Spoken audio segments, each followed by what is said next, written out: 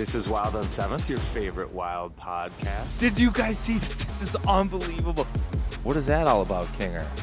Get in here for the real thing. Like, let's get weird. Maybe I blacked out trying to figure out what was going on. Doubt, worry, fear, because that's what we're breaking the mold on here. Welcome to Wild on 7th, presented by Pilot Games. We're here until it's here.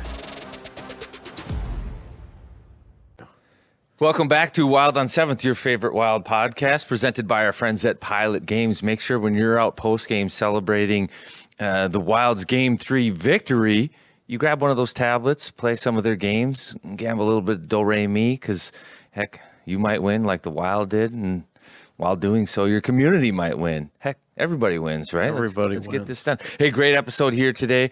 We've got Taylor Heise with us. Let's play hockey. Is she on the Mount Rushmore?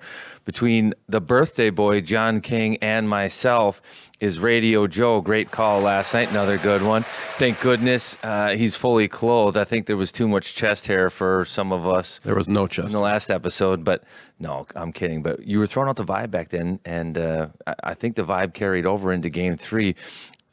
Were you surprised by that start at all, Joe? I was. I'm kind of surprised Vegas took the early too many men on the ice penalty. In fact, I didn't even really get a good replay look to see what the heck happened there. Captain Mark Stone, I'll tell you. Captain Mark Stone was going for a change, and Bouillon was carrying the puck up the ice, and Stone stopped. Like, psych, I'm not going to the bench. Made a play on Bouillon. That's why Bouillon turned the puck over. Right, yeah. And then it was, I think, Stone's winger that jumped onto the ice, and Barbashev couldn't get to the bench in time to hide the change. Now, this is actually a legit question, and I don't know the answer to this in the rules, and I was going to look into it today. So Mark Stone goes down on a pseudo 3-on-1, 3-on-2 kind of, and he fires that puck. If that goes in the net, I think that goal counts, and then the referees get together and say they had too many men. The Wild would then go on the power play after. And it's still a goal? I don't think they can take that goal away. See, I thought the opposite, seeing it live, but I didn't notice if they took the shot off the board. They didn't take the shot off the board. That was the first shot of the game. They didn't take the shot off the board. So then at least they didn't right away. Yeah. At least they didn't right away. Maybe they did later, but I know that you can challenge a play for a missed stoppage, but I think a missed stoppage is like a high stick. Puck into the netting. It's not referee missed a call. Now you go back and call it, because what happened there is the referees didn't see it. Linesman did. Linesman can't make that call. They have to wait to then go tell the referee. So I think it's possible that the Wild could have been down 1-0 because of a play that was made on the ice that was illegal, and then gone to the power play right after. Didn't play out that way. Yeah. But if there's any rules officials out there, I'd love clarification. Yeah, that's crazy, because I actually said on the radio after he stopped the shot and they call, Gus makes a save, they call the penalty, and I'm like, oh, I guess that wouldn't have counted anyway, like just out loud, because they had the puck and they were guilty of a penalty, so the whistle would have blown. But either way, great start. The power play connects. Kaprizov and Boldy, again, just early in that game, putting their team on their back a little bit there. Love the start. Love the energy from the crowd. Got a little dicey at times, but really, again, this Wild team, they're playing the right way. I think they're frustrating Vegas when they get in some trouble in their own zone. The Wild, they're getting some big saves. They're getting a clear here or there. The top 4D have been the small plays that Jimmy makes, right? That Jonas Brodin, he's able to make these plays in the corners. I mean, you could speak to it, Carts. Like, what's it like playing against guys like that? We saw Brock Faber kind of rise to a little bit of stardom in the Four Nations, playing with Jacob Slavin of Carolina. Middleton and Spurgeon, we know what they bring. But Brodin and Faber right now, Middleton and Spurgeon, they are doing a world-class job on this Vegas team, and I think it's frustrating as heck for Vegas, and because of it, the Wild have a 2-1 series lead. And right now, those 4D are playing good hockey, but they're also out-competing the Vegas Golden Knights forwards. And at times, the Wild are up 2-1. And at times, and maybe for more time than not, Vegas has looked like they might be the better team. So they've been on the cycle, they've been in the offensive zone, and Vegas has made their push, but what they haven't been able to do is make their push count. And that's where I think you look at those top 4D, and Hines and what is it, Captain Jack, have been putting those guys out time after time, kind of, and getting the right matchups where Vegas is on the cycle. Matchups, they just play the whole game. Yeah, it's crazy. I mean, I'm actually slightly. He's like, stay out. They're like coming off. He gives them the hand. I'm like low profile, worried. Well, this happened. What game was that? It was the Vancouver game With Brock, where he looked like. Bogosian went to the box. Chisholm was hurt, and Brodin and Faber started the PK. Yeah, and then Crotty was on the bench. A minute 40, or a minute 20 into the penalty kill, and they just stood at center ice. They literally, you could see them taking like as men's big a league. puffs as humanly possible, trying to catch their breath. And Karts, we saw something last night, I believe, if I got this right, that's never happened in history. I think Brodin got tired because he didn't play the one penalty kill at all, the second one. And I thought he was injured, so I was freaking out. But he played the entire first one with Brock, and then they had Middleton out there. He didn't play any of the 2-minute kill on the second one, so I was just like, oh my God, he's hurt. But then he came out and played afterwards. So I don't know. I mean, he may have maybe an equipment issue or something. I'm like, wow, it's actually happened. Jonas Brodin maybe was like, hey, I need a minute. Give me an oxygen mask. It's On those kills, let's talk about that too, since we're on the D. Yeah. The pressure is on that right D. So it's Faber and Spurgeon, because that power play's run from Eichel, who hasn't been threatening at all. But once it gets down to Stone, that's when it starts to get dicey and dangerous. And Eichel, I think, was tied for the league lead in power play assists, but he also led the league in power play assists number 2, so secondary assists. So he just gets it on the half wall, sends it down to Stone, and Stone was like top 5, top 6 in primary assists on the power play. So he's actually the quarterback. He's the guy that sets everybody up, and it's Hurdle or Dorofeev on the backside, or even to Eichel. Eichel's got like 5 power play goals, but Stone's kind of the guy. And that pressure, you think about it, it's all run kind of from that flank down, and Vegas's power play good on the year, but kind of playing right into the Wild strength right now. It's Jared Spurgeon and Brock Faber down there, and I think that showed up last night. You've got your 2 best defenders right there on that side. PK was dynamite, 4 for 4 in big spots too. Like, give those guys credit right now because they're doing their job. And the 6-on-4 late, right? They pulled Schmid, who came in to Is it replace Schmid? Aiden Hill. So their coaches are calling him Schmid. I know. I opened the Drive me broadcast by crazy. saying Schmid, and then Panther goes Schmid. Yeah. And then I was like, well, I can't go against him, but he felt like he could go against me, so I guess whatever, I'll just say Schmid. But then their coaches are like Schmid, and I'm like, it's Schmid. So 2 years ago, the Wild played the Devils, and Akira Schmid was one of the goalies. I think he faced the Wild. I haven't gone back to dig it up, but I remember having the pronunciation like as Schmid.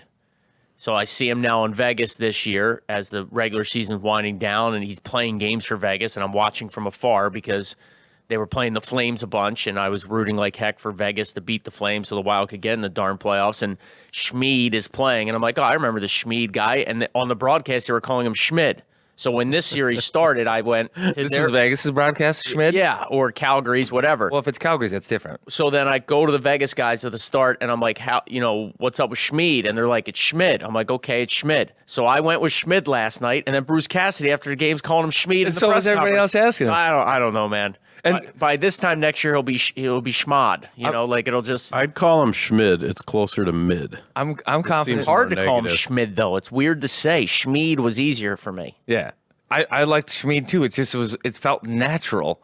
Plus, that's what I'd heard him called too. So Yeah. I was like, that's. Are what we it going to is. see him more, or are we going back? Are we going back to Hill? Do you want to go there right now? Yeah, I think because half the people listening probably don't know that Schmid or Schmid is the backup goalie Yeah. for Vegas. But what do you All right, think happens let's here? go around the room. Who would you start in Game 4 if you're Vegas? Schmid? So I don't know. I think they'll give it back to Hill. He won a cup. No, but what would you do? Yeah, I would go new goalie, change it up. So would I. But after the game, Bruce Cassidy said part of the reason he pulled Hill. Now, he could have been coy. Because of the early start. Early start. He needs a good practice. Today, he said, like he referenced Hill, like we're going to get on the ice today, the day before Game 4, and it's an important practice for Hill. I don't know if he was, if it was a smoke screen. I'd be shocked if they don't go with the 24-year-old Swiss born goaltender, whatever you want to call him, Schmid. Schmid. Because he played well for them down the stretch, which is why he's backing up. I mean, they have Ilya Samsonov, who beat the Wild one game in the regular season series, has way more experience, but he was banged up down the stretch and didn't play great. Schmid got a chance, played well. If he's backing up, he's the number 2. Yeah, for sure. But I'm saying it was kind of surprising for game 1 that he did back up. Like, I didn't even realize he was going to back up until Freddie Shabbat said to me at their practice day he was getting more of the reps. I would say that's probably more Samsonov. That's more an indictment on Samsonov than it is a feather in Schmid's cap. Well, so let's agree. Are we calling him Schmid or Schmid? Schmid. Yeah, he's mid. I'll text you later if it changes. Which it will. But here's the reason I think they'll start Hill. They have a big brother mentality with us. Okay, they believe they're the team that should be dictating things. They were the number 1, the top team, and I just think if they start him, it's a blink. It's like they're acknowledging they're in trouble. Yeah. And I think they just run him back out, which is great. I think that'd be great for us. And but I think they keep him in. Ultimately, I think that might be Cassidy's undoing. Yeah, his unwillingness to change. Stubborn. And he even doubled down in the post-game presser last night and said the Wild got lucky. And now we should talk about this at some point. They kind of did. Like the Ryan Hartman goal, that's lucky. You get it with a second left in the period.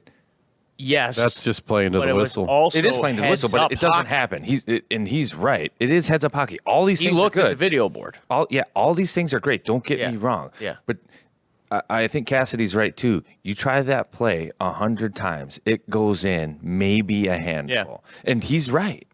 Sure. So the Wild catch a break there, and Vegas wasn't catching breaks. Like Howden had it, glove post out. Yeah. You could go back through the game. They got a couple of bounces, missed call. Like things are going the Wild's way a little bit. And they have to. But because they're the underdog. But what he's admitted but not giving enough credit to is the fact that the Wild are completely outworking Vegas in little areas of the game. Yeah. He continues to go back to, they got a little bit lucky. I liked our game. We took control for a while. We didn't get the bounce. And that's what it's been over the last 2. He doesn't want to change. And you're right, Kinger. Like He'll run Hill back. He's like, I'm going to play. I'm going to roll my 4. I'm not going to go and chase matchups. I'm not doing any of this. We are the better team. I'm not going to get my group out of the rhythm because we are the juggernaut. We'll make them adjust to us. Well, the Wild don't have to adjust. They're outplaying them. And if Cassidy doesn't adjust, that will be his undoing. Now, when it comes to Aiden Hill, I think, and I said this on the broadcast, the goals that the Wild Stars scored on him unraveled him to the point where he's now shaken and lost his confidence. So you put the puck through the 5-hole of a goaltender, it kills him. They absolutely hate it. It also embarrasses them a little bit. Like if you beat a guy with a snipe top glove, goaltender's like, man, that was a good shot. When you put it through their 5-hole and they're falling over, and flopping out of water, or like a fish out of water, it rattles them. Now he's a little deeper in his net. He's playing a little less confident, and the Wild, they've gotten to him. And those 3 goals to the 5-hole that the Wild made look easy, and you hear that thump, which is, I love that sound, by the way, the on-ice goal that hits that back pad. I love that sound. He's had a couple squeak through him, too. Even the Zuccarello one, he got most of with his arm. Yeah. The Kaprizov partial break, he got 90% of it, and he might actually put it in himself, reaching for it on the goal line. So, and then look at the first puck that came his way in Game 3. It was a harmless centering feed from the corner. He whiffed it with his stick. Yeah. It's his pad. That's the first puck he sees. Yes. And I watched during warmups, which I don't often do the other team's goalie that closely. I wanted to see if he was locked in.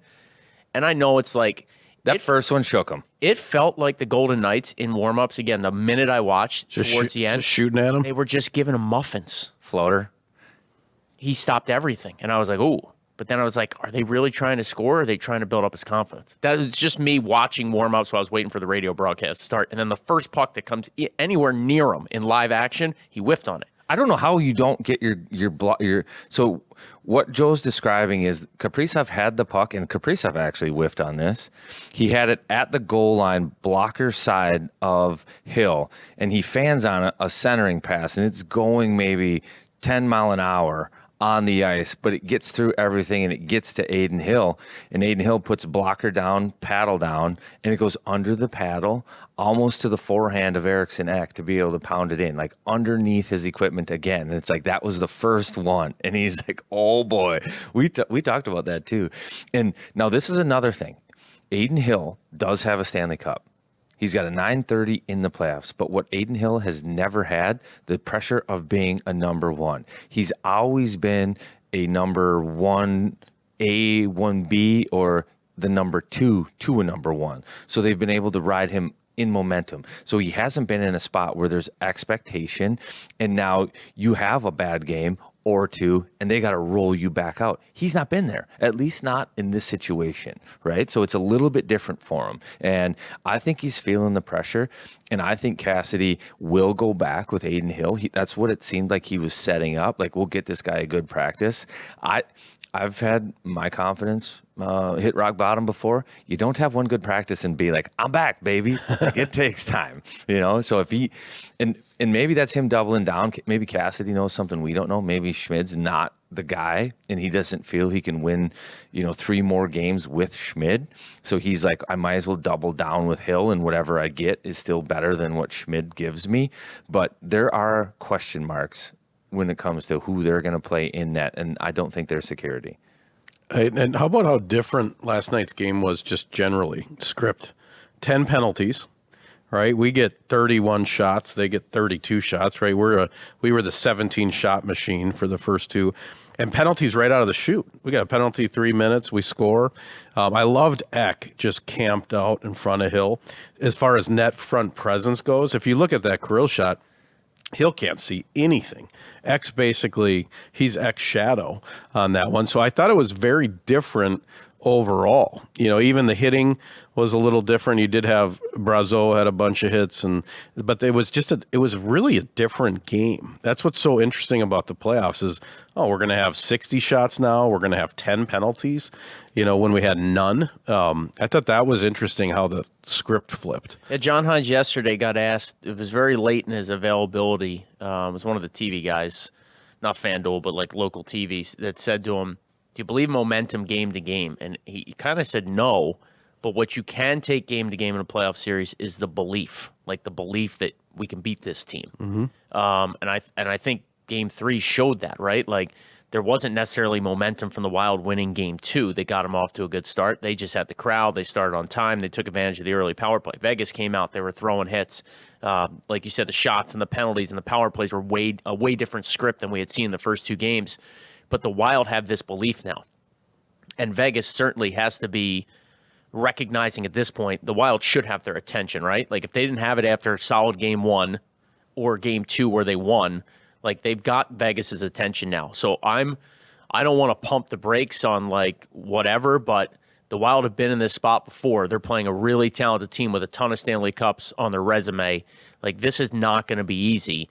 No, it's not over. And right. To eliminate a team is the hardest thing to do, and you still have 2 more wins to get. So this series could be a long way from over. I'm kind of surprised that we haven't seen what I've expected from Vegas at some point in this series, which is like really domination. Like, I don't know if they sat around and thought this was going to be easy, and now there's no doubt they did. Right. So now you're 3 games in, you're down 2-1. At what point can you flip the switch if you're Vegas? I don't know if you can, but I think so. The challenge for the Wild now, and this is the emotional roller coaster of the playoffs, where you win 2 games, you win your game at home and in decisive fashion, and the crowd was fantastic. You're feeling so good about yourself. It's coming back the next game with the same hunger, because Vegas is going to have a different hunger. And I was actually surprised that still the laissez-faire approach that Vegas kind of took to last game. They came out a little bit more physical, but still there wasn't like a ton of desperation. They got down 2-0, and Pietrangelo gets a fortunate goal, but I didn't see Vegas be like, we're going. Now, they can be heavy and control the puck in the offensive zone, but there's a difference between that and desperation. Didn't see desperation. At some point, that's going to have to show up for Vegas. I think it is going to. But the Wild, maybe it already is too late. Going into the series, it was Kaprizov, and Boley, but let's just look at Kaprizov, had to be better than Jack Eichel. Yeah. He has been miles better. Miles, yeah. And with it, the Wild have a series lead. We looked at Gustafsson and said Gustafsson's going to have to outduel Aiden Hill. He has been miles better than Aiden Hill.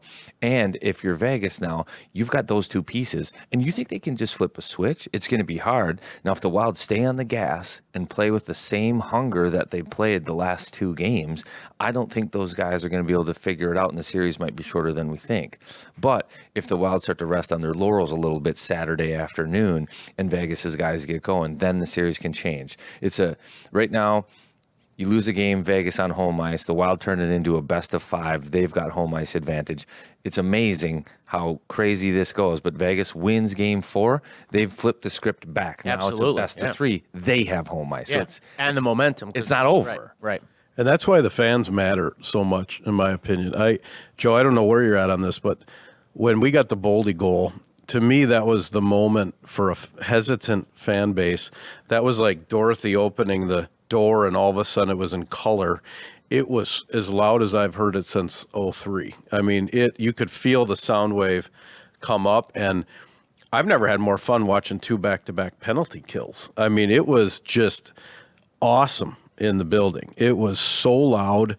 I think the underdog thing is helping us. Like a couple of those other playoff years we had, over 100 points, and we were we didn't have this adversity as much, and I think people were disappointed. Now there's a very Minnesota psyche to like, no one thinks we have a chance, and we're the underdog, and these guys are giving it every single night. I just thought it was electric in the building, and sometimes we can be a little quiet, and I thought it was a huge advantage. I hope Saturday, okay, it's a matinee. You know what? There's not going to be any face painters there for your children. Let's stay in the Mad Max Thunderdome. Like This is 4 o'clock Saturday? By the way, the waves, someone tried to start the wave in the third, and thank God it was disrupted. But I was like, no, guys, stay on the plot here. We're in the jungle now. This is not Disneyland. We're in the jungle. Let's keep going. But I just thought I hope that we are savage on Saturday. And Kirill has a wonderful birthday. Not too savage, though, because no, I'm not mean violent. I mean, okay. I'm not talking about the 7th Street Savages. I'm just saying it was a great crowd. Yeah. Like when I went to Herbie's afterwards, I've never seen the place more packed. I mean, it was insane how many people were in there. Like people were like, this is what I'm doing this right now. Well, I'm into this. It was a fun game, right? From a fan perspective. Got the first one. Gives you a taste of playoff hockey again, right? Like last year you missed out on it. There is some hesitancy amongst the fan base. It's that natural Minnesotan thing that you talked about. We talked about in a couple podcasts back. I'm seeing it on Twitter late in the year. Oh, well, if they get in, they're just going to get swept by Winnipeg or Vegas anyway. Well, now all of a sudden, there's some belief with the fans, I would think. There's probably a little trepidation, like I don't want to get left at the altar again. But if they can come out, to Cart's point, and establish their identity in Game 4 early, like they're going to put more pressure on this Vegas team. I did love the fact, and you said it, they're the underdogs coming in. They got in Game 82 with 20 freaking seconds left in their season, or we might not be here right now. And because of that, it felt like they had good vibes and house money that they were playing with. And if you're in Vegas sitting at the table and you've got quote-unquote house money and you've had a great night so far, a couple of drinks with the fellas, whatever, and you're feeling good about life, like you can't get let down, it feels like. And this Wild team might be a weird analogy, but it feels like they're right now right in the middle of it. They're feeling good about their game. The fans seem to be engaged in it. They just got to come out and take care of business because, again, if it goes 2-2, now all of a sudden it's like, all right, we're in one. So put your foot on their throat Saturday afternoon. Don't give them any hope. Jump out to a lead. Keep playing this tight, stingy hockey. Frustrate their star players. You'll be in a good spot. Do you think even the team has a little – I sensed at the end of the year when they were having trouble in those games, something happened with the group where they're like, it's just us. It's just us now. You know, we're not getting positivity from many places. let's look inward. There's a little bit of us against the world happening with the group, which I think is good. That's not to say they don't think the fans are behind them, but there's just something about like, yeah, you're the guy that a month ago wasn't so sure. And I think that's really powerful for a team when you're like, you know, nobody said we had a chance, but they forgot to tell us. I think that works in team sports. It's a great point because we've heard kind of through the grapevine Marcus Foligno addressing the team after, I think it was that brutal loss to St. Louis at home. Sort of like, hey, especially with Fleury in this room, we're not letting this slip away from us, right? It's his swan song. We heard Matt Boldy spoke up after the Islanders game and had showed some great leadership. There were some comments, I think, from Zuccarello that, like, there was outside noise, right? And when a team recognizes that outside noise, if it can galvanize them, and they really believe in the room, and they've had to all year because of the injuries, trust the guy next to me, whether it's a Devin Shore, whether it was Ben Jones, whether it's Declan Chisholm, like some of these guys that were coming up from the American League or in and out of the lineup because of circumstance, they had to have that belief that the guy next to you is going to get the job done. If they still believe that way, which I fully believe they do, it can be a strong thing, you know, that they don't want to let their guard down, that they've learned from past mistakes. I mean, I talked to Foligno about it the other day. It felt, and I said this to Karts, and we talked about it, I believe, on the last episode, but I was wearing sunglasses, so I don't really remember all of it. But it was like, this team just seems like they are focused, that one win in Vegas wasn't the end. A win last night to go up 2-1 isn't the end. They realize it takes 4 to move on, and then you go from there. Like, if your goal is really to win the Stanley Cup, you've gotten 2 of 14. It feels like a lot because we're the underdog and we beat a pretty good 50-win regular season team back-to-back games. But the Wild have a lot more work to do, and it feels like that's their approach. They understand this isn't nearly what they set out to do. I don't disagree with that they're blocking that outside noise. They're embracing kind of this underdog. It's us against everybody else. We're the it was 7 seed, but we backdoored into this. I actually think the Erickson Ek goal was probably more of a polarizing moment than any other because they're 20 seconds away from missing the playoffs, and he scores. I think that moment to them solidified, like, we are supposed to be here. Like, this was our destiny. It has been a hard year. We chose our hard. It was difficult, but we will get rewarded for our hard. Mm-hmm. And they did. 20 seconds left, game 82 to make it to the playoffs. And right now, I think they're carrying this belief, real or not, that they're a team somewhat of destiny. Like, it was meant to be this way. We are better than anybody's given us credit for. We do deserve to get bounces. We can be good. We have the stars. We're finally at full strength. Let's go. And you see it from the playoff guys, Hartman, even Rossi's game now. He figured it out last night. I saw it in his first couple shifts. Like, he looked a little bit faster when he had the puck. He goes, like, he gets on the score sheet. The fourth line, who maybe they weren't comfortable playing on the road, comes out. They draw 2 power plays, get a goal. Rossi ends up putting an assist up there too. Like, it's unbelievable the contributions they're getting throughout the balance of their lineup and the confidence that has come from it. And different guys are stepping up at different times. Like, watch out, this is a team of what could be destiny. As a player, did you ever look like before a playoff series and you see the pundits and everybody picked Vegas? I mean, because if you guys looked around, ESPN, The Athletic, like nobody right had Minnesota. Yeah, and most of them were like Vegas and 5, Vegas and 5, Vegas and 5, Vegas and 6. Like, as a player, did you ever see that and go, "You guys kidding me right now?" Yeah, I don't know that I was ever like, "Are you kidding? We have something to prove," and have that be like a motivator, so to speak. It's more just, all right, well, I think some people might be underestimating us a little bit. Like, you still got to play the games. And I think if we call a spade, Vegas might be deeper on paper. And except for maybe in the goaltender position, they might be deeper on paper.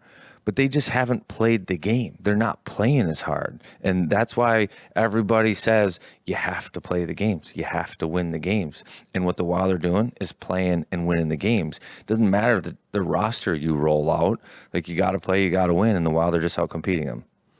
Yeah, no, for sure. Can we do a couple random things that I've observed? I like these. So I think Hartman went into his garage again because this puck box appears to be something that Handmade? Yeah, I think so. You never quite see it in the Instagram, but I think there was a trip to Home Depot. I noticed when they got the empty netter, someone immediately grabbed the puck and gave it to Hartman on the ice. And then at the end of the Instagram clip, there was something that kind of said hard, and it's a little 16 puck container. And I'm like, I think Like that's 4 pucks each. Yeah, I think that's Which is actually really smart. I think for that's a hockey player to conceive. That's pretty good. Don't you think? It looks like it's made out of like somebody took out their old oak cabinets or something and made like the wood part of it out of oak and put some glass out in front of it. for sure. Mailbox stencils. Like Yeah, he stickers. didn't have enough time to order that or Etsy or Amazon. So I believe Hartman went into the garage, which I support fundamentally this season. You want an answer on that? Should I ask him when I see him, or you want it to be a mystery? I would love to know. I think also- it's gotta be. I also want to know, has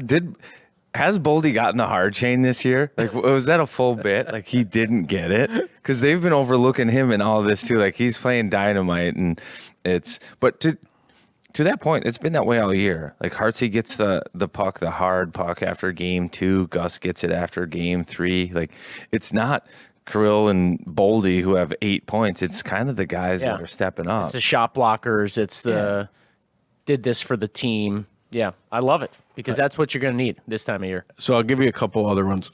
These are just kind of weird fan things. So the Black Aces were in a suite a couple away from me. That is the whole idea of Black Aces is so cool. Like they all had great hair. They're in suits. It looked like special forces guys that were like waiting to go in the helicopter, and then they leave in the third period. I don't know where they have to go, if they have to go stand down by the locker room for the end of the game. But that whole culture of being a Black Ace, Wallstead was there, Ogren, and they're just sitting there just waiting for the chance. Somebody gets hurt, a couple guys get hurt. It's so unique to hockey, and even just calling them the Black Aces is awesome. What does anybody know how that started? Were you ever a Black Ace in Anaheim when you first got going, or at other times?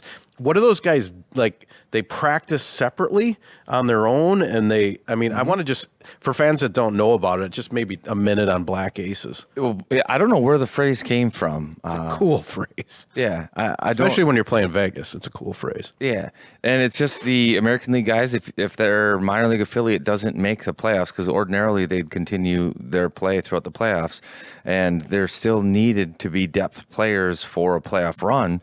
But if they're not playing games, they just bring them to the NHL city and kind of put them, they're kind of like outcasts a little bit. Like, it's weird because you're out of sight, out of mind. Like, don't get in the way of the guys, but you'll have your auxiliary locker room. You'll have ice time. It's going to be at weird hours of the day. Might be super early in the morning, super late in the afternoon. Like tomorrow or today's practice will be weird for them.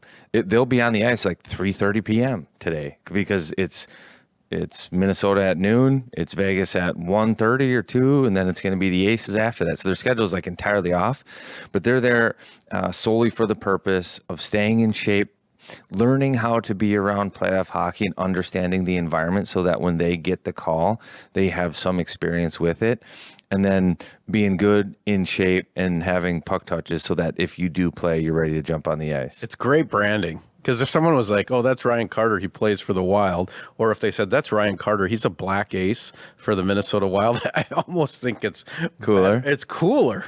No, I just love seeing that. And then I want to talk Zeev for a second, because Minnesotans are so we take almost this family mentality to our hockey teams. And just the crowd is just, it's like a baby deer being born, at the rink, like watching, because he was good last night. He was better. Like he really started to kind of figure some stuff out. He played a little bit more, but I can tell it's because they had the power plays. That's right. And he got the assist, but the whole crowd, not only they want him to shoot all the time, which I'm not even sure is the right play when they yell it, but there's such a stakeholder in Zeev Bouillon from Minnesota fans right now. Like, I mean, the amount of people I heard saying his name around me, just like ISO camming him when he's on the ice. I just hope he knows they're rooting for him. I mean, it's almost like my kid's playing in the Wild game tonight, and I hope he mixes in well. I mean, they are really he's an interesting subplot to this whole thing, I think. It's awesome. He led the team in power play time on ice in Game 3, which I'm just recognizing now at 5 minutes and 15 seconds. So What was his total TOI? 14 and a half minutes. That's good.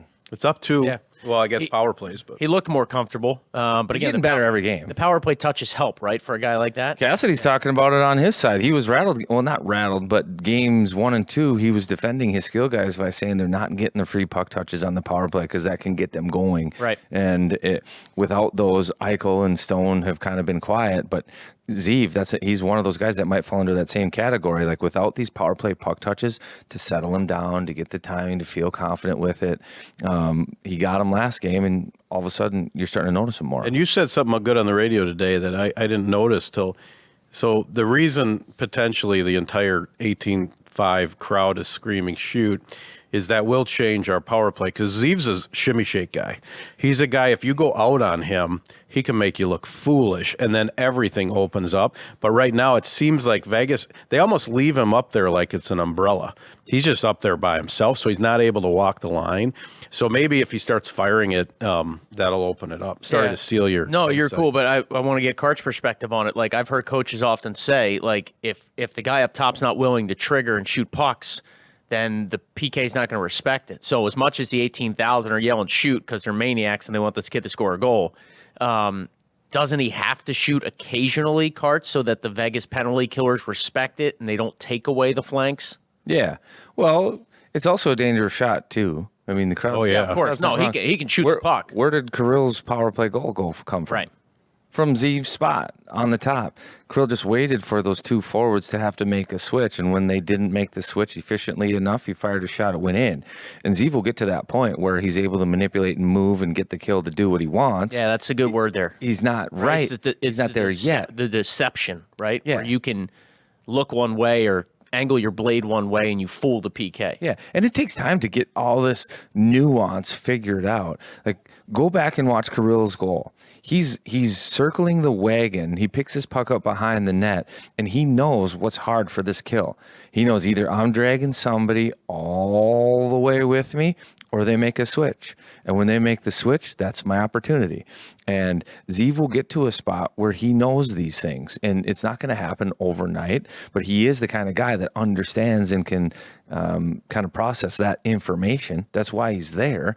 He also has the ability, to your point, John, shimmy, shake, and break somebody down. My And now, God. that's another one. Like, back to, I mentioned this when we talk Heise, but Kirill's one of those guys that amazes me as a superstar because he's not a shimmy shake. He's not like I'm going to dangle you, spin out of this, one-on-one you. He's a superstar in like a very relatable way. Like, he's fun to watch. Like, you feel like his abilities aren't too far beyond yours, but in reality they are. Like, his execution is unbelievable. You're giving Kinger hope for men's league. Nobody can make a sauce pass like Kirill, but also that's just like a D-zone pass. Like, it's not like he had to walk through three people to do it. He just made an unbelievable pass. You're right. Like, he banks one off the side of a goalie's mask, and you're like, wow, like that's a highlight, right? But he doesn't really ever, like one-on-one, he doesn't put the puck. I don't remember him putting the puck between a defenseman's legs, dancing around them and going top shelf. I've never seen him attack a guy one-on-one, spin out of it, do something. Like, he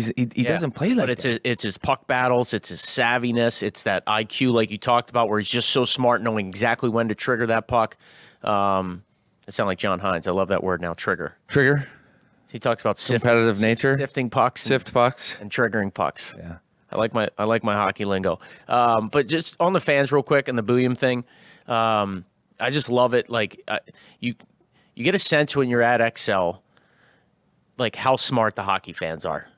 As much as they might be jaded or on the fence about this or that or not wanting to dive all in because they've had their heart broken, there's such a smart hockey fan base. Like, it's just it's fun to watch them react to things that you don't see in every market. They're not the only market. Like, we go to other buildings, Montreal, or you name it, like, and they're engaged. They know when a play's a small little chip or a block shot's a big play. but it's just fun to be in that environment where they're as enthralled as they were last night, but they recognize like what a great play Boldy made on the forecheck and what an amazing goal that was. But then they'll also applaud or appreciate like just a little board battle that ends up being a clear on the PK. Oh God, they were going crazy. Yeah, so to finish on Zeev and his ability to kind of undress people, I was curious, Kinger, if you know anything that or anybody that can really dress a slaw better than anybody else. That's one of your best you've ever done. Oh my God, I that mean, is great. Yeah, I do it. Their name is Jimmy's. They're in Stewartville, family run. They're the best at salad dressings and dips. That includes coleslaw. Oh my God. Just having can you push the applause button?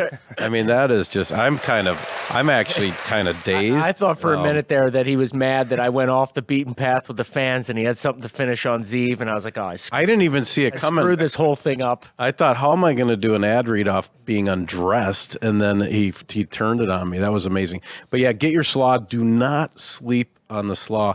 Leave an empty chair for the slaw. I did grill some steaks. Actually, my daughter's boyfriend grilled him, but I watched him and put into my notes how you're supposed to grill a steak on my grill. That's okay. I'm comfortable with myself. Get some coleslaw, mix it in. Let's get the vitamin D. Let's keep rolling with the Wild. Not even going to try to transition after what you did. Speaking of Wild, let's just go Wild Construction. Our friends, they'll make sure that your house is taken care of. A lot of storms ripped through the Twin Cities and actually northern Minnesota as well. I know that the Cross Lake area got hit with a big storm. These guys specialize in storm repair.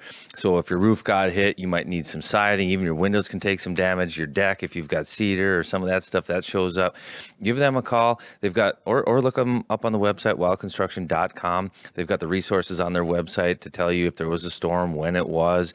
You have 12 months, and oftentimes it takes up to a year for the damage to show up. They'll send somebody over, get them on your roof, get it all assessed, and get you taken care of. Wildconstruction.com. They make it happen. Kinger, give me something on the Cub. So I won't be going on Saturday. I'll be watching it at home. So my program would be, is it 4 o'clock start? 4. Okay, so hopefully the weather's 3 o'clock. decent. 3 o'clock. 3 o'clock. 3:15. 3:15 puck drop. So I think Cub has liquor and wine and spirits. I think get some long drinks maybe. If you haven't tried those are good. Finish. Maybe some Lone River ranch water. Maybe I'll have it delivered. You know, I don't need to be out there doing all the work. Get some Cub Pub burgers. I already got the grill clean. It's got the taste of steak on it already. And let's have ourselves a nice little afternoon sponsored by our friends at Cub, everybody's favorite grocery store in the state of hockey. And water. Yeah, if you have hard water, you can get a free water analysis the weekend of May 4th. Actually, I think it's 3, 4, 5. Our friends at Aquarius Home Services are having an open house. It's in Little Canada, over by that Dock 86, kind of right behind that. You can check them out. They've got unbelievable deals on your water softeners, your Kinetico K5 osmosis systems, reverse osmosis systems, generators, all kinds of fun activations. I'll be there Saturday afternoon. They've got other guys stopping in throughout the weekend that will be a lot of fun to chat with. They've got their best deals on filters and everything else you'd need to get your house taken care of. Again, they'll also set you up with appointments. They've got some of the best customer service. So whether you have electrical needs, heating and cooling needs, water treatment, they'll get your appointment set up. They've got the techs to do it. Can't recommend them more, but Aquarius Home Services, earning the right to be recommended. Check out that open house. It's worth it. They've got food, prizes, lots of good stuff. Boom. Let's throw a bouquet here because Joel Erickson Ek is actually having a pretty darn good series. Dude, I was just looking at this. He doesn't have a point. Ribbit. No. He doesn't have a point. No, I know. And he's had such an impact. But let's look at how he's had an impact last game alone. He completely screened the goalie on the first goal. Yep. 6 shots on net. Yep. More than 50% in the faceoff circle for the second time in this series. I think maybe most importantly, this is the Eichel line last game. -2 last night. Right? Played 5 minutes shorthanded. 24 shifts for the Eichel line. 0 goals. They had 5 shots. 3 of those were on the power play. So 5-on-5 shots against. The Eichel line had 2. They had 9 total attempts.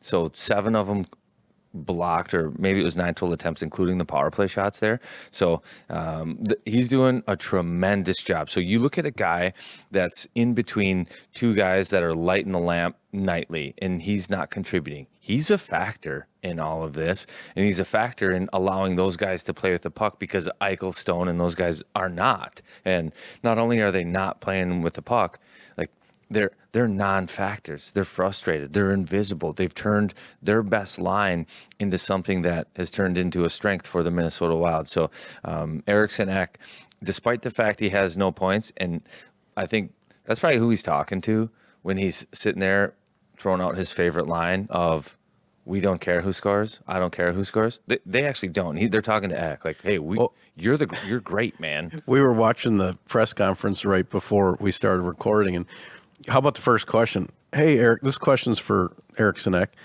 How much fun is it for you to watch Matt and Kirill? And I'm sitting there, I laughed out loud when I was watching. I'm like, that's kind of brutal. But he's like, oh, it's great, because if you really know what's going on, I mean, this guy has been. He'll be in my bingo card for Game 4 as well, because I think some things might change with him chipping in himself. But guy's an animal. I mean, all over Eichel. And he gives those guys the space they need. He gives them the puck back, as they like to say, right? And,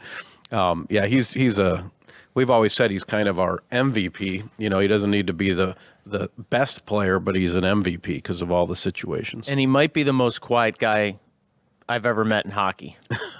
I mean, you've known him a long time, Karts. Have you ever had more than like a 6-word conversation with Joel Erickson Ek? No. And it's not that he's not a nice guy or doesn't like you or respect the job you do or know who you are. He just doesn't seem to talk. Well, he has a hard no podcast rule. I know that. And yeah, we haven't. He also for real, he has a no podcast rule. It's not like no Wild on 7th rule. It's he will not do a podcast. It's probably because it's too long. He just doesn't like talking that much. It's too many words. He'd hit the over on his quota, and he's not willing to do that. We were trying to sell a commercial with him in it for 4 years now. No, every year we bring it back. No, I think I don't even know if they ask him, but yeah, he's private and he's great. Similar one. I will say we kind of talked about this earlier, but I don't think you understand how good Brodin and Faber are unless you're like in this market. So we had a guy from Boston with us last night, and I was just like, you need to appreciate. You almost have to ISO-cam him to do it too, because you wouldn't notice him all the time. No, and I said, and actually it was funny because it's a playoff game. So say Brodin, there's one puck battle he doesn't win on the wall or something. They'll be like getting nervous, and I'm like, you need to understand, if the Wild win, Brodin and Faber played well. It's not about a specific moment or this play or that play or how many points. Because of the ice time and the responsibilities those two guys have, if we win the game, they played good. They're almost like the offensive line of a football game, right? Like you don't necessarily notice, but they are just I ISO cam them a lot, and especially on PK and stuff, just watching the little battles, because Brodin isn't the biggest guy in the world, and he will go to the corner of the net almost killing himself to stop a play or cut off an angle. It's awesome. I just said I got 2 questions for you guys, if I may. One, if you're the Golden Knights, how do you try to slow down the Erickson Ek line moving forward in the series? I'm assuming when they get back for Game 5, they will try to avoid that matchup with Eichel. If they were reluctant to do it through the first 3 games, when they get on home ice, I'd imagine they try and get them away from the Erickson Ek line. But then number 2, that's Cassidy just doing everything he can to get Eichel feeling good about his game. Like if you start hiding from the matchup, then I don't know. I'm saying he wants to do that, but and it's not because it's weird. It's all in the name of winning, but it's more like he needs Eichel. I don't think he's afraid of Eichel against those guys.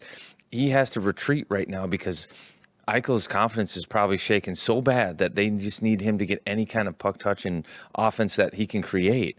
Like he'd love to be able to continue to go Eichel versus their top line. He'd love that.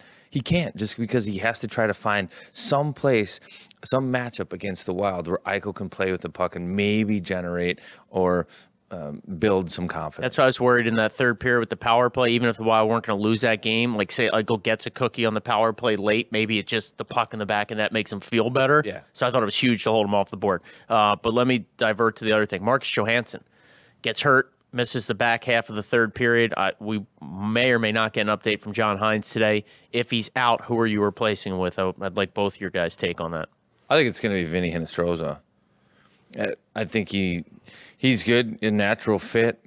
He was a guy down the stretch that provided big minutes. He was on the power play, so just straight roll. I think he fits in pretty well right there. Now, he'd be on the opposite side, so I don't know who, because I think Vinny Hinostroza is a righty and Johansson's a lefty, and where they'd put him, maybe that plays a factor, so maybe Liam Ogren could come in. But I do think that Hinostroza has kind of been sitting there waiting for a moment, and Hines has been wanting maybe to give him his moment. He doesn't really fit on the fourth line, so I don't think that was going to happen. But now you have a top 9 guy go down on the wing, so I think it's Hinostroza, and I think his energy, his compete, his speed could be a factor too. Oh, Vinny for days. If I could spell his last name, I might already have a jersey. Vinny Hinostroza. He might have To pay made per letter when you get that. He might have been the one that made the hard box instead of Hartman. I mean, those guys are bros. Hartman's become a pretty key piece of this early playoff run. So I would love to see the guy that gave us a few miles in the regular season if we're going to put somebody out there. And that's no shade to Liam or some of these other options. But, I mean, this is a guy that really helped us get through some dark days. And he's high energy. He's whiskery. He's a foot mover. I just think he would be a blast in the playoffs. He probably is a playoff guy too. I mean, I don't know. He's cut from the same cloth. He that seems Hartman to have is. He's a that playoff same guy. mentality where it's like Vinny and Like he'll reverse hit somebody, knock them on their butt, and it'll like bring the crowd to their feet or something. Like he strikes me as that kind of guy. I don't think I saw him in the. I guess he wouldn't be a black ace. Is he in the press box? I don't think. No, he's with the team. Okay, because he wasn't in the. He wasn't in the suite. I didn't see him in there, but yeah, Vinny would be outstanding. Good question, by the way. I like that. I was going to see if I had one more thing for you. I will say this was weird for me. I had an odd sense of calm last night. I thought we were going to win. I just felt, and I almost to the point where I was going to call my parents and be like, was I born in Minnesota, or like was dad in the military, or like am I really a Minnesotan? Like I was walking around the suite level, like seeing ticket salespeople from the Wild and being like, no, we're going to win this game. I'll see you at Herbie's afterwards. Is that weird? Is it changing? Peacocking around XL there? I was not peacocking. I was not being. I was not like trying to taunt it, but a quiet sense of calm. I like that. I felt like the sun was on me. That's what I feel like the players had. Yeah, they got the Sort sun of on like them. that professional, yet confident approach. Like, we can beat this team. Yeah, we're a good hockey team. Positive self-talk works. Yeah, You visualized an outcome that you desired, and you got it. yeah. And my visual. This is my vision for Saturday. The bingo card's going to be Ek gets How many? on the. What did you hit? Do you hit anything? I did better. I had over 25 shots. I will count Rossi as an unlikely goal scorer only because he was on the fourth line. Absolutely. And I did not get the 2 points from the D. I think Zeev was the only point from the D. Is that right? I think so. I'm surprised how little scoring we're getting. Oh, no. Bogosian had an assist on the empty Yeah, netter. so I got all three. So I got a bingo card. This game 4 bingo card is Ek gets on the score sheet, and I don't think that's going to be a negative for those other two guys. I'm going to say the D again for 2 points because I think it's the engine. It's, what do they say, the legs feed the wolf or something. And then the vision I have, though, the vision is Kirill is first star. There's enough people that listen to this podcast that as he's throwing the little walleye into the crowd, they serenade him with happy birthday. And he makes his decision at that time to just play in Minnesota for the rest of his life. No one knows him like we do. Right on. Your cards are just looking at me like you are not well. It's not the I can see it. it's not the upwards of $12 million a year. It's the happy birthday serenade. after 14, game 4. 14, I think. Well, I tell you what, King, happy Well, birthday. I don't want to put ownership in a bind. Yeah, true. Sorry, we'll edit that out. Happy birthday. Thank you. Enjoy it today with your libations. Make sure you grab a tablet. Now's probably time to bring in our friend Taylor Heise. So big game Saturday. John, what are the fans supposed to do again? No kids. Oh, yeah. So, and this is going to be a hard one for you guys because it's a 3:15 start. And there's a lot of people like little Billy, little Annie. They want to go. They want to go. Maybe they'll remember it. Yeah, we're not at Disney World. This is not Disney World. This is a high stakes environment. This is not an appropriate place for children. This is not the official stance of the Minnesota Wild. I want to make that clear. But I was surprised there were not many kids there last night. I think it added to the environment. 8:00 start, and we don't do the wave. And, have your routine. If you go to McGovern's and then you go to the game and then you go to Reed's, I go Herbie's before and after. There was a dentist convention at Herbie's last night. The whole place was filled with dentists, which was a little weird, but maybe that's good karma. Dental and hockey seem to go together. But yeah, this is a time to be positive, be loud, get out over your skis, get ready to sing full-throated first start of the game. And mix in a little celebratory vodka tonight or into tomorrow to celebrate Kirill the Thrill's birthday. Yeah, I'd have some vodka sauce and some vodka. Yeah, I don't think Kirill really drinks, but not much anyway. But yeah, I think in honor of the Russians. That's birthday. right. Maybe hit Moscow on the Hill on Saturday and Maybe just have a roll on Moscow down. Hill. Yeah, I would. Can I throw one more into your bingo? Yeah. You can have your own bingo card. I'm kind of into What the bingo about in card. honor of the Russian connection? Yakov Trenin gets his first Stanley Cup playoff goal in a Wild sweater. I could see that. By the way, I forgot to mention those guys. He knows his fellow Russian is The big boys. These are the guys so we all got our group text. Nobody got more damage second half of the season than Yak and Brazu. Like, these guys are supposed to be good in the playoffs. They better be. Guess what? Brazu had 8 hits. I'm probably saying his name wrong, but Trenin got so comfortable handling the puck that he almost stopped hitting. He was like, "Hey, I'm a skill guy." I think they've been awesome. Yeah, They've been awesome. Trennian set Erickson Ek up for his best chance on the back door in this series. And then he made that pretty pass to Rossi streaking down through the slot for Rossi's goal. Trennian's turned into a disher now. He's feeling himself. And I will say, I still think back to that Nashville trip I went on. It was literally a 5-minute tribute video to Trenin, and it was all playoff footage. And as someone that had only watched a limited sample, I was like, what is that? What is that? I mean, he was fine in the regular season, but I'm like, this guy's a cult hero in Nashville. You can see how it happens. I mean, he's been good. Keep doing what you're doing, big boys. He's a little like Brandon Duhaime to the Wild because he came up through their system in Nashville. Like, he played in Milwaukee of the American League. Then he goes up to Nashville, fights a little bit, scores some goals, so that added runs to it. guys. So I'm guessing that's probably where that comes from. If I can make an analogy for Wild fans, I don't know that for sure. But if you watch the long tribute video on him, I'm guessing it's because he was a draft pick there and kind of homegrown talent. And then did get 10 games with the Avs last year in the Stanley Cup playoffs. So he has playoff experience. He does have 6 Stanley Cup playoff goals. Got his first assist in the Stanley Cup playoffs of his career last night. And I feel like him and Brazo have been really good. Yeah. No, they flipped the switch. I don't know what happens, but they're like, Billy's looking pretty good on that right now. It's early, but And maybe Rossi feels a little bigger playing with 2 6'4" or 5 guys, big boys out there. He doesn't have to, they can protect him, they can protect themselves, and let Rossi be that smart kind of skilled player in between them. I like it. That was a very Minnesota goodbye, about 10 minutes. yeah, sorry. That's We're good. excited. We're bring excited. Let's bring in our friend Taylor Heise. She knows a thing or two about winning. All right, we got a great guest today, sponsored by Duke Cannon. If you want to earn your clean, head over to Target, get the body wash, the cologne, the deodorant, maybe aluminum free. Let's get weird. Check it out. Look for the Orange D. Taylor Heise is here, gold medalist off the shock and awe of the Worlds. And, by the way, scrapbook memory. You got to do Let's Play Hockey, and we got a victory last night. We got to get into the we've never done it. No big Really? deal. No, official podcast of the Minnesota Wild. Hockey hair team, just giving back to the state of Minnesota. Never asked once. You're in.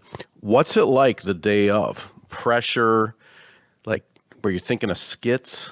Can you walk me through what it's like to do Let's Play Hockey?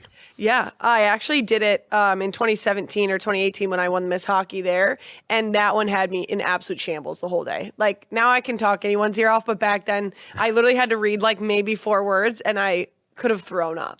You have that piece of paper, and it's just no, I was like, shaking. and it was me and the missed goalie of the time as well. So we both split it. So it's not even like you had a full line. It's Everybody like you say it cut with me. Yeah, everyone say it with us. Oh yeah, you had to do us. Yes. Yeah, that's a I know that curveball. changes it up. Oh. But yeah, yesterday I asked Joe, our guy, I was like, can you just give me the script just so like I don't have to worry about it when I'm there? And he's like, you're gonna be fine. It's gonna be good. And I'm like, no, I'm being serious. Like I need it, but I didn't end up getting it. So then I got there. So you were teleprompter? Are you watching? Where do you see No, those words? You memorize it. I Like it's memorized written it on your right hand? before. No, I wasn't like this. No, they wrote it on a piece of paper, and then I just like looked at it. And my parents were down there taking a video. My dad's like, "Do you have it done?" And I'm like, "Stop talking to me, seriously." So I got to get into this because maybe this is just us. Like, but so if I was given that opportunity, Yeah. right away I'm thinking about how I can impact the game. Right. So I'm not thinking about like, which is not even a thing. Like I shouldn't be doing that, but like I'm not thinking about how do I read the thing on the piece of paper. Like I even thought about texting you like, hey, here's some things. Some thoughts. You could do hands. You could say like it's playoffs, baby.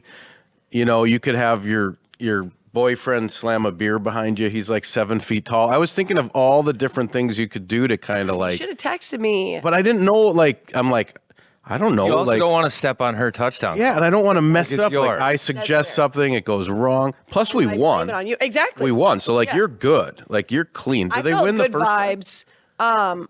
I don't remember, but I was feeling good vibes when I was saying it. I was kind of nervous because I was remembering what we said in 2018. Like that's where my mind went. Is like If you did us, that would have been the best. not even that. It's Say it with us. I think it Everyone. was. All right, Wild fans, this is our ice. So that was yeah. the last time, Yeah. and then it's game time this time, and I was like, you know what? No one's gonna know The other thing difference. is you can say whatever you want. Right, but the You guy was just like, have to just end read it this. with, now everybody Yeah, say it with us. me. Or- Let's play hockey. yeah. You just have I to just get to did it let's right play there. hockey. You can say whatever you want. Yeah, I And got. however You you- know what? There was a lot of people there and a lot of white towels flying, and I just thought, you know what? We're gonna go with the script, smile big, and see where it goes. So how was it like leading like right up to it? So it's stress for like maybe the hour before, palms sweaty, maybe not. But then like right when the camera says, they say, "All right, you ready?" Then what's Which I that couldn't like? hear, so I was reading it up on the CCs on the screen. I would say so they got me a suite, so I got to bring. Literally, there was everyone in my life there. Like I had my college buddies and their significant others. I had my parents. My dad used it as a PR opportunity to bring his customers.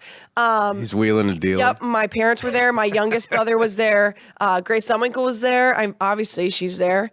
Brought some of her buddies, and then just a few other random people were there as well. We'll get into your stuff in a minute, but how electric? Like obviously It was you were there stupid too. Crazy. So when the Boldy scores the goal, and I think it's the most Minnesota thing too, right? We get these two quick ones. Everybody's like, kind of like, did we? Are careful. We, yeah, are we getting away with something? Then they score. We do the period break. Everyone's kind of, that's a pretty good start. You know, we'll see. But when Boldy got the next one, it was as loud as I've heard it since 2003. Like I was like, what is happening? Yeah. Like the entire fan base is now in. It was awesome. You had to hear it like it was so loud. It was electric. Yeah, it was crazy because obviously you get those first two, and I'm like, okay, Yeah. 2-goal lead's really hard to keep in hockey. Everyone knows that. All the fans know that. The Minnesota way, we didn't want that to come out. But then they scored obviously, and it started to go downhill a little bit, in my opinion. And then when he scored, it went up, and everyone was like, all right, we got this now. Everybody's like, let's actually buy in. It was like a relief though, because Yes. it was the opposite of all things Minnesota sports. Finally, the visitor came to town. They missed the icing on that one. Yeah. And then Boldy turns the puck over and gets in the net. Usually it's the other way around. Correct. Where it's like that's what breaks the Wild's back or Yeah. the Minnesota sport back. But we got the first goal. It great. happened right away. There was Power like a play. lot. There was a lot. Yeah, like 5 penalties. and it was Kirill. Yeah, Pretty Kirill. He actually circled the wagon too. Like he was going around the just world. Like sauced that thing right everything in. was vintage. I agree, Like it was nostalgic at moments too. 100%. Like we're back. We're back. So you had the golden retriever in the I had the golden retriever in the house. with the black cat. Yep. We were giving good vibes. The golden retriever. We were in the giving good house. vibes up there, that's for sure. Okay, can you tell us about these T-shirts and this this God, avatars and what's going on here with your entrepreneurial side hustle? So we've wanted to do this shirt for a while, and the PWHL love, but is the slowest when getting things through to get approved. So we're thinking about it last year, and Grace and I were like, well, we might as well just have one. Like, we've seen all the shirts that like the Wild have, and peanut butter and jelly one, the krill one right there. Like, there's just ample opportunity. And the PW last year, like, there just wasn't a lot of merch to buy. Like, there wasn't a lot of things for people to see. A lot of people made them off Etsy, or their parents were crafting them on their Cricut. So really wasn't in between. And this year we were finally like, okay, let's pull the trigger and let's do it. Even if they don't sell it in the games, we can sell it online. And we have a guy in Edina that was going to sell it at General Sport. So we're like, we don't care about the money of it, just having it. And like, it's downstairs in my memorabilia box right now. So, Well, tell us about the golden retriever and the black cat. yeah. So last year, I think it was last year, like a little bit on TikTok, there's always like the friendship of like either the blonde or brunette. And then it started coming out with like the black cat and the golden retriever.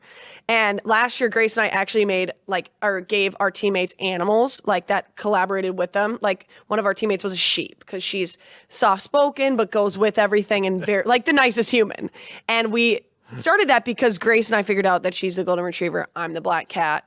There's a lot of things that go into it. She's blonde, I'm brunette, but also she's a little bit more PC and is like very, very, very likable. Not to say I'm not likable, but I also have a little bit of an edge, and she doesn't.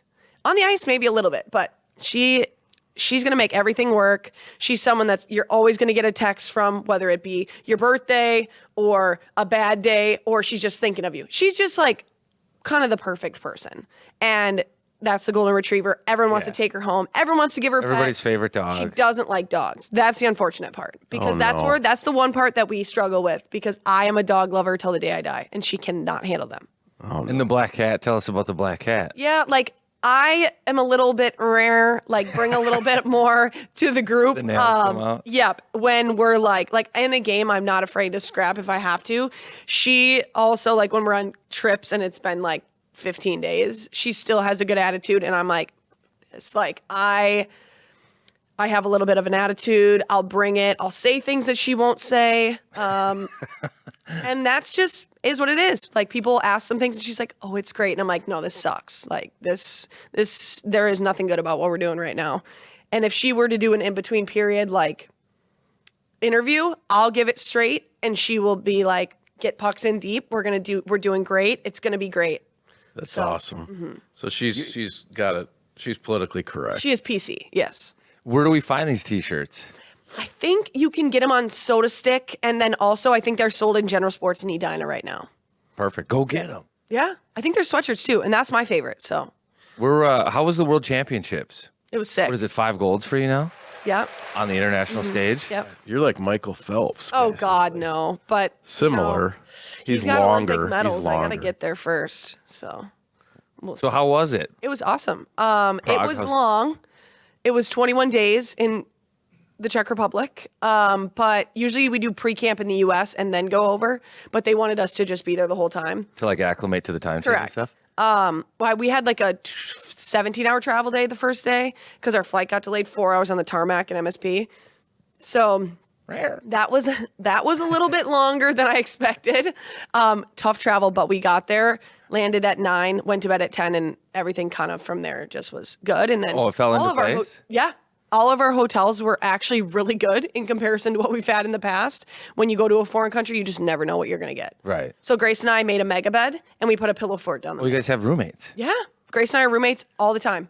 We probably live European together rooms half are the tiny year. too, though. So Like, actually, how big was the closet? Who got the closet? No, we didn't. Yeah, we each got 3 hangers.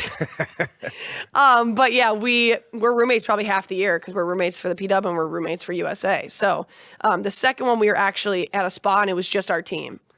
In you can't even say the name of where we were at. České Budovice. Yeah. Ooh, that was So good. That was a good try. I've practiced it, but that's not even where we were staying. It started with a V, and I couldn't even pronounce it. What did you like as far as the country? Was it awesome? What did you do socially? Like, there's a big big mugs of beer? Like, what do they do in Czech? Yeah, so we stayed in a smaller town. Alco says yes. I think so.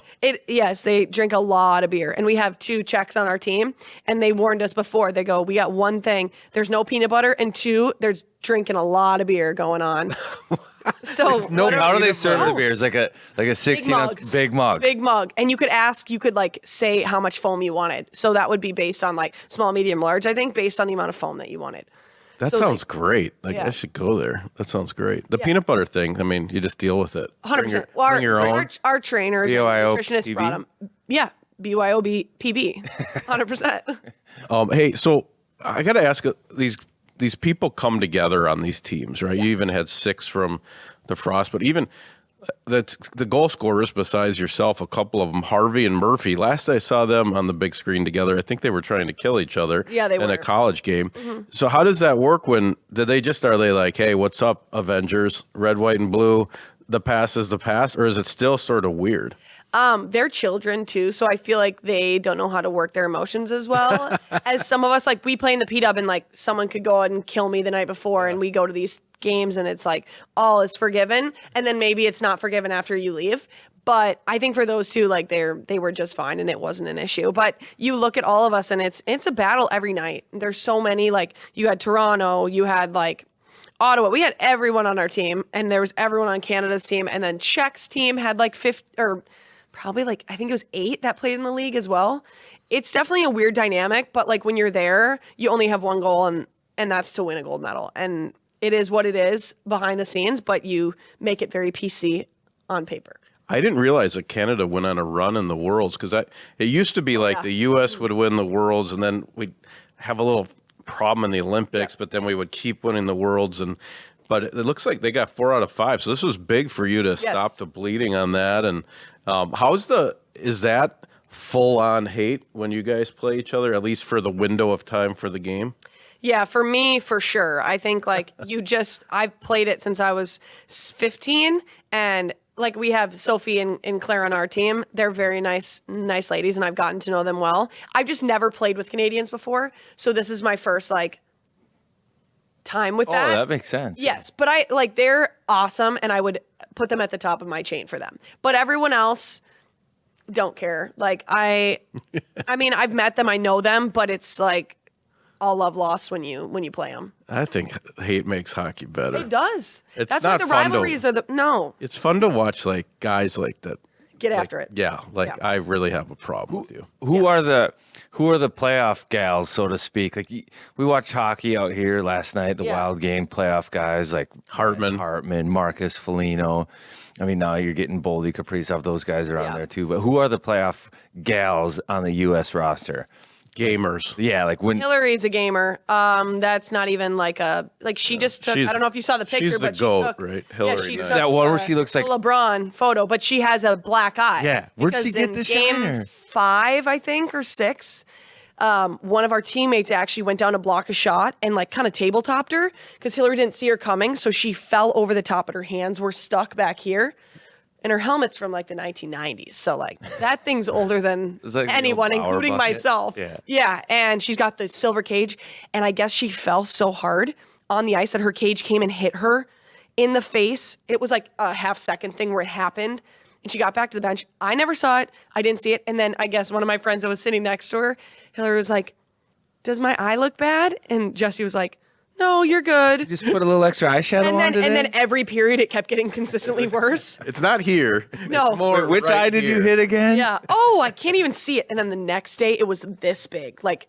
Her head was massive. But yes, she's a gamer. You're a gamer. What'd you get the tire? You're and definitely then set up the winner. She got the one to put them ahead when they were tied 2-2. Yeah. Who was the GWG? Who got the fourth one? Tessa Janicki. Ah, that's right. So she plays at Penn State. Yep. I played with her in my second Worlds, I believe, and Hannah Bilka, and she is a gamer as well. She played boys hockey growing up. She's kind of she's a tank. She'll get through everyone. I'm trying to think who else is a gamer. KK Harvey, that's not even a question. She's been to the Olympics. She's what I call her 18 because she's young to me and very, very, just has a baby face. So every time I see her, I'm like, "You're like a child." But we have a lot of them. And Murphy keeps it in line in the U.S. team, he right? does? I've heard that when she plays international, they're like, yeah, we're not doing the whole cowboy stuff. Yeah, she can't. And it's because also a lot of those refs know us, and our coach would literally rather kill her than have us go be on the penalty for 3 to 4 minutes a game because of that. But she draws the most calls. Hunted. Oh yeah, but she'll sell it to the day she dies. She plays the got role? hit- Yeah, she got hit one time and it looked really bad. And I like just turned away at the end and I rewatched it and I go, wow. You're good. You're good. Comes to the bench. You think they bought it? Yeah, and I have never played against her necessarily. Oh, you so would- I don't know what it feels, but I would lose it. Yeah, you would hate it. Black Cat would come out bad, and I would lose it. Hey, that photo of Hillary Knight is It's it's so like it's cool. going to be iconic. Yeah, Because that was her 10th win, 10th World Championship gold. 10. Yeah, 10. She's been playing for I think Black Eye. 16 years.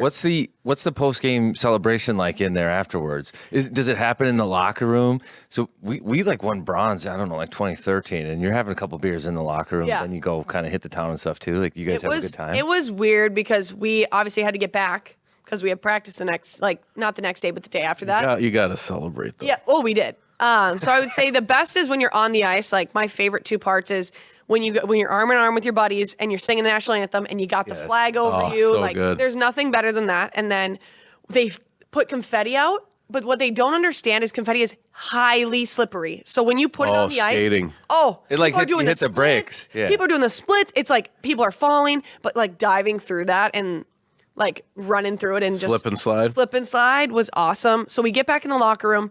Our coach didn't even come in there. Now that I think about it, no idea where he was. But we get in Smoking there. a cigar. Yeah, and Hillary says her due. She's like, guys, like this was a special team. Let's get after it, whatever. And our equipment managers bring in 6 bottles of champagne, goggles, and a big thing of Pilsner beer, like a big bunch of it. Yeah. And those who don't like beer had to suck it up and drink one. But their beer is pretty good, actually. It wasn't. yeah, Czech beer is pretty Yeah, good. but I have a video of me. Grace is trying to like open the champagne, and I'm like, "Give it to me! Like I'll do it." She couldn't figure it out. Pop it open, and we're spraying it everywhere. When I get home, my gear is soaked, smells like beer, and it's dirty. That's better though. That's only going to help Hashtag you. You worth got- Throw it. it in the wash. Worth it. Yeah, and then our bus left. We got back to the hotel at 1:30. I had about 4 Aperol spritzes, and got on the bus at 1:45 to go to the airport. We had to go. Right then. Yep. It was a 3-hour bus ride, so that was unfortunate. But Oh my goodness. Hey, were you on the Freebird train? There were some of the highlights. Were you running that goal song?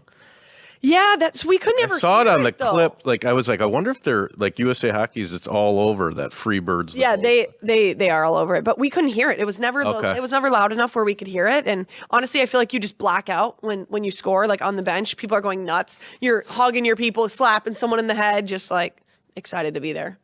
Gosh. It was something. Hey, so I have to ask you now too, because you guys have 3 games left in the regular Yeah. season. What's it like having these mid-season tournaments and then having to like come back, jump into it, and It's have insane. meaningful games? You guys are a point out with 3 to go. Yeah. It's absolutely insane. I think I've never done anything like it. In college, I like in high school, I would go and play half a season, play the World Championships, and come back, and it was a great break. Here, the hockey is so intense, and it's like I can't even wrap my mind around it. Like when I got home, first of all, I had no idea where I was. Like just was very unwell, but like just trying to find the that fourth switch. Aperol Yeah, that put me over the edge. And sleeping on the Amsterdam airport floor. But that like flipping that switch is hard, but you just kind of have to figure out a way to do it. We're looking to hopefully push the World Championships till after we're done with playoffs. Okay. We would start early November and we'd be done at around like the end of March. And then you from playoffs go right into the World Kind of like, Championships. okay, the men are somewhat similar. Like Yeah. the World Championships Which is why start we kind of can't after first because round. they're at that time for World Juniors and like there's the IHF will Tight not window. move things unless there's not a tournament then. So we're trying to find like maybe end of May or like no one wants to go beginning of June. That's the summer, but like Yeah, you wouldn't want to go after. no, not like I would say like when the PW is done. Hopefully that if we could get that done middle of March and we go or like end of March, we would go middle of April instead of beginning of April. That would help us. But now you look at it's the U18 guys that are going right now, I think. So that would be a tough one for us. IHF just goes turning after turning after turning. There's not a lot of. And we're trying to get, there's also I'm on the board for USA Hockey negotiations, and we're trying to get like things moved and things all around, because now there's a world championship in the Olympic year as well. So you would go and you would play. Why would they do that? They did it 2 years ago to make sure we had more games to play, because there wasn't a league. But now you're like, we don't want to. No, you would play rivalry series November, play in the P-Dub. Rivalry series December, play in the P-Dub. Continue to play in the P-Dub, do a pre-camp in Switzerland, go to the Olympics in February, come back, finish P-Dub, not even finish playoffs, go to the World Championships, come back, and then play in the PWHL playoffs. Jeez, it's like a hockey treadmill. So we're hoping that is not something that goes on, but you look at the other nations want to do it because they're not in the Olympics. Hey, so I need to ask now, because Kirill Kaprizov didn't play in the Four Nations, actually was hurt, took some time off, and this little break maybe is going to end up being probably like the silver lining. The best thing. Yeah. Is there... Like, these tournaments are fatiguing. They have to be fatiguing 100%. for you. Emotionally, physically, you come back and you're already saying, like, hey, like, it's hard to, like, pick up right back up to speed. Like, you look at this, at the Wild Series alone, you have Jack Eichel, who was in it, and a big part of the USA team at Four Nations comes back, and he kind of has a different path than Kirill does. And you look at the two stars, and it's entirely different. Now, you could throw Boldy on that, and Boldy was at the Four Nations too, and he's at a new level right now. Yeah, fatigue was something. Tell us about that. Like, are the people at home resting? Do they have somewhat of an advantage? I would say no, but that's just my thought of like the level of play there is so high that when you get back, like even when I got back, I took like a day off, and then we came back the next day and had a little skills. Like, you're like, this is a joke, this by is the way. crazy.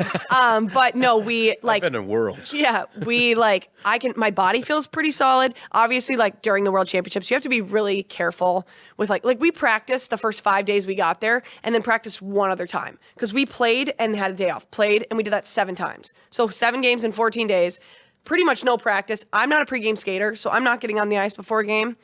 I'm just gonna save my energy and just figure it out. But yeah, it was a lot. It was a lot going on, and a lot for like some people are hurting. Like, I don't know if you saw the video of Laura Stacey on Canada absolutely running our goalie Aaron Frankel. Like that's controversial in itself, but like she had a concussion. Like we have I think someone was playing with something broke in their leg. Like there's just like a lot going on. So the fatigue level There's carnage. is a way, like it's a way to say that people have that, but like the people who are here, they're like, it's been a long 3 weeks. Yeah, like, that's long for them. We've been practicing every day. They're like, we've been running stairs. I saw that. You saw them running saw that. stairs. We got a text and they're like, our shins are absolutely just obliterated. That did not look that they didn't. There wasn't seem a happy smile. about that. No. We didn't see a smile when we walked past them. And the running girls were stairs. pumped. They're like, we have a full team on the ice now. We're not going to get bagged. So I feel like my mental health is higher. But I don't know. Yeah, you got Aperol spritz. 100%. You got the big beers. You got the gold medal. You can bite on the gold Maybe medal. you need to negotiate that too, where the team gets like 2 weeks off of the World They Championships. did. They got like 6 days and they all went to Arizona. So let's not. They need more than 6 days. Yeah. I think the Four Nations was like a 2 week break. Yeah, it was Guys were like gone 12 maybe 10 days. days. 12 days. Guys were gone maybe Short comparison to ours. 10 I feel days? like. Yeah, well, now you're stuck with it because you won. I know. So they're always going to do the week in advance. I know. And it's And not always going to be in It's not check. always going to be It's not always going to be somewhere else. So I think the next one is in Canada, or it's in Switzerland. One of the two. Swiss would be good. Yeah, Swiss is cool. That's going to be the pre-camp for the Olympics, which will be cool. And then you'll go to Italy after that. But and then I think it's in Canada. Then it's in the U.S. It usually goes 2 overseas, 1 Canada, 1 U.S. Did the Frost have the most players of any PWHL team in there? I think Toronto did because the entirety of Hockey Canada plays for Toronto, Oh, I see. as well as the coach. But the Frost had 10 players in that Yeah, tournament. 6 U.S. And 2 Canada, I think if you look down the rosters of who did the best, we had more of our people step up to the plate. Like Kelly Panic had 8 points. We had Denisa Shisheva and Clara Himlarova go on and play for Czech, and they did really well. And we had our Canadians do really well. And I just think if you looked up and down, I think our team did the best. And then obviously you want that to continue on Sunday. So we're hoping that that's the case. But we just got to grind through. It's almost playoffs. How are you feeling about these last 3 games? You just went to the Wild game. You saw, what did you call Electric. it? What did you call it? The Minnesota way? Yes. Yes. You saw us break through that. Yes. How are you gonna do here? You gonna get in and defend? What's gonna happen? Hope so. We broke through last year, so and we didn't win a game for the last 5 games of the season. So Yeah, you're back. we put ourselves in a bad spot. Sounds But similar. we do have to win in order to get ourselves up. Even if those 2 teams lose every single game, and we were to at that point, we're still not getting in. So it's in our possession at this point to work our way up. And the New York game on Sunday is at 1:00. That's one of my favorite game times. I think we're going to do well. I think being at home for this last game, it's just that push to like push you over the edge to say, just get out there, play 60 full minutes, see what we have. And then we go on a 7-day road trip to play Ottawa and Boston. And they're the 2 in front of us. So if we beat you get them, the teams in front of you. At least. correct. So it's like Montreal's already, I think, clinch playoffs. Toronto hasn't yet, but they could. I think if we beat New York on Sunday, they're out. So there's a lot going on. Hey, women's hockey is on the rise. It's exploding. Actually, women's sports in general right now. And you guys kind of broke the mold. Well, it started with the Whitecaps, and now the Frost last year too. Break the Minnesota mold. Like, you guys actually win. This whole podcast, the premise is kind of having a winning vibe in the arena, and how important that is. Yeah. Did you sense that last night? Like, you've been in it, you've won it. Did you sense it? Yeah, and also I think fans don't get it as much, but like a rally flag can mean the difference between like you're hype and you hear people, but then you see all the white flying around and you're like, get me going. Like, I'm ready to go. And I think we felt that last year in Game 4 in the playoffs when we were at the XL and we ended up winning, and then they called the goal back and then we lost. Yeah. Like, that was the craziest feeling because that arena, like, they almost pushed us over the edge. Like, then again, that goal might count, in my opinion, because I was right there. It should have. But regardless, we still won. Like, you can just feel it. And as a player, even if you're not feeling your best, you just say, screw it, I'm going out there and I'm figuring it out. It is what it is. Take a hit for the team, figure it out. And they asked us on the bench about it. I mean, it was Electric. it was different. Yeah. And it started the moment Boldy got that goal. All that BS we had to work through our system. Once we got the 3-1, it was like everybody, even the most bullish Minnesota way people were like, you know what? I'm buying in. I'm diving off the stage. I'm buying in. I'm diving off the stage. I think there's a couple of things going on here that are good too. Like the Wild being the underdog, Yes. everybody feels like they're playing with house money in Vegas against Vegas, right? So it's if you come out and score first, you get a power play goal. Your studs now you got 2-goal lead, and like things change. Like the mentality seems, right there and in a really good spot. 100%.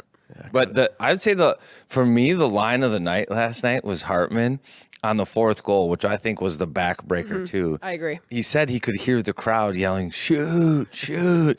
Well, he says they usually holler that with about 20 seconds left. Right. They don't get the timing Yeah. of it. So he took a look at the clock, realized, oh, wow, they're not kidding. There's 2 seconds left, fired it and shot it. Turns out it goes in the back of the net. But, man, that was the line of the night, I think. That is insane. The crowd was, every time Zeev had the puck, they're just Yes. screaming, shoot. I'm like, this is amazing. He's kind of a little dude. I didn't realize that. Yeah, he can move. Sometimes style matters, move. though. Like some guys and gals wear their gear where they look smaller than they actually are. Right. I think he might fall under that category. It helps you Now, let's move also well, not forget he's too. 19. 100%. Yeah. I looked away, he's like 180 supposedly, so I don't know. Maybe it's spread around. 180, like I think about that. That's when I was like 18, 19 years old. I was like a high school kid. Like you're in high school at that time. Yeah, I think I was 9. You're still eating cheeseburgers I couldn't carry the and football. French I fries was on the 9. lunchroom tray, and this guy's playing the NHL right now. Think about that for a little bit. Like that's unbelievable. The one thing I was impressed with is he can get out of the way of a hit. I'll tell you that. Like I was watching him, and he reminds me of someone that I've played before, and just like his agility to get out of the way, because he doesn't want to get absolutely like people are out there to bombard him and get him. He's going. slippery. He is. Yes. He can do the hips and all that Yes. stuff. Who else Mohawks. He was loving a mohawk. Who else are you appreciating out there? Like who caught your eye last night? Obviously, like Kaprizov's like puck management and the way that he like can finagle himself into the zone and on a power play breakout. That's a lot of pressure in my opinion. When you do the drop breakout, you're the last one back and you just got to get your way in. There's no help because everyone's stopped on the blue line. Yep. Like getting himself in there and like he's mohawking, getting him like, and he's not the biggest guy. He's slippery too. He gets around someone, making a play. Like He is slippery. I feel like that's his. He still floors me too, though. I've said this and I can't articulate it or really put it into words the right way. But he's like the least superstar. He loves his teammates too. That's another thing. You never see him undress somebody one-on-one. You're kind of like, this guy's a really good player. He's impactful. Then you look at the score sheet at the end, and he's got like 3 points, and he sets everybody. Like, he doesn't make mistakes. Never makes mistakes. But he doesn't He doesn't do too much either. Right. He's got the perfect He does just enough. Just enough, but just enough, and the execution is spot on. And when your teammates buy into someone like that, like they're like, he's a superstar, but they're not like praising him. Like, they're like, you got this, but like, we're going to be here to help you out. And you can tell that they love him for that. And he's like, I've heard that he's like a little bit of a weirdo, but everyone loves him. Like, it's just like, obviously he's foreign. We got the foreigners too, and they're weird, but we love him for that. We don't get a lot of media stuff from him, but he's been up a few times in this playoffs and down the stretch, and I think his favorite line right now is it doesn't matter who scores. It doesn't matter. Right, and that's but he only says that when he scores because they're like, it doesn't matter. Kirill, you have 640 goals in the We don't playoffs. care. It doesn't matter who scores. Right. It doesn't matter who scores. And then I love Foligno. I got to meet him. I think it was last year. We did like a little collab between the Frost and the Wild, and he actually DM'd me last night. He's like, "Way to go, bringing the energy." So he's someone. He's a girl dad. He understands it. Everybody, dude, that's a dude. Foligno. You know, that's an acronym. DOOD, dad of only daughters. Yeah, I love it. Yeah. So he's awesome, and he goes out there and throws the body and gets everyone fired up. So. Yeah, he's a killer. Yeah. And a Disney prince all at the same time. 100%. I don't know exactly 100%. how it works, but All right, by default, I think you're knocking on the podium's door for Let's Play Hockey rankings all time. There's been some good ones. Mason Shaw playoff game while injured. PJ Fleck up there. PJ, I mean, he probably had a whole script he made up in his head and said it. Shooter McGavin recently. She was a playoff game, and the rally towels and the environment and the outcome, like that puts her right there. Like, my heart was beating out of my chest. Yeah. The crowd Veins really was excited that it was you too, because it's always like it's a reveal. Wait. Right? And when I was standing up there, halfway through it, someone goes, "Go Taylor Heise." And I heard it and was like, Panic. and then I forgot what I was saying. But no, it was awesome. And didn't Young Gravy do it the other day or something? Young Gravy has He's done it. I don't think he was in the I don't know that he gave. No, it. someone said that his was I don't know. Yeah, I don't think he was maybe playing it cool, but now you've done it twice. This is like Saturday Night Live. She flexed on you hard there. You're like, I know, "We've she's never like, done it." She's "Oh." like, "Well, I've done it twice." I mean, if you look on Wikipedia, you'll see I've done it most seasons. Yeah. That is hilarious. If you do it again, are you gonna maybe like? I'd bring a little. You're gonna bit get more. a little. I think Well, if it talk was a to us. regular We've got season some game, ideas. We have a lot of If it ideas. was a regular season game, I'd be more willing to go out of the box. But like playoff hockey, I feel like it's you do what you're supposed to do, and you figure it out. I feel like it's the opposite. You got to break the mold. It's the opposite. I feel like I don't know. I can agree with you, but also I'm like, I don't want to do anything that's. You want to make it about you. No, I don't. It's not about me. But we wanted that moment to be about you. That's fair. But no, I wanted it to be about them, not about me. That's so hockey. That's a mold we got to break too. I mean, it's tough. I mean, I don't know what exactly you can do because it's a very strict format, right? Yes. Like how it works. I don't know if you could like sneak in a chainsaw and like just be firing it up, or I don't know what you can do, but you did a good job though, and you got the win. That's all that matters, and you got the gold. And now Sunday, T-shirts, New York, Bring us your a T-shirt. favorite We'll game. put it on the set here. Yeah, for sure. Yeah. 100%. For sure, Schmedium. Well, thank you for being here, Taylor. Yes, thank you for having me. This is awesome. All right, go Wild. Maybe we'll have to bring you back. Game 6. I'll be watching. Game 3, something. Mm-hmm. All righty, I'll be thanks, watching. and good luck down the stretch. Thank you. Appreciate it. Get it, defend it. Bye now. Absolutely.